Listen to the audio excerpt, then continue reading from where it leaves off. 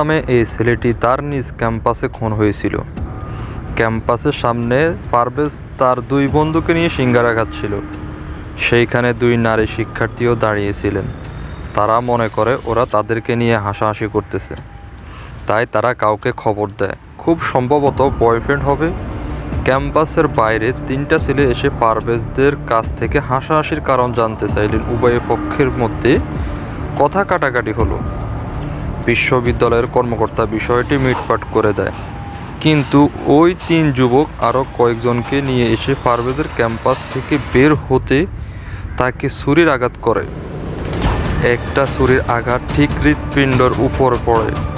1 ইঞ্চির একটা গর্তে মারা যায় পারভেজ। একেবারে তুচ্ছ একটি ঘটনায় খুন হয়েছিল পারভেজ।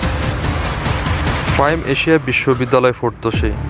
পারভেজ এখন ইন্টারে পড়তো ময়মনসিংহের টাউন হলের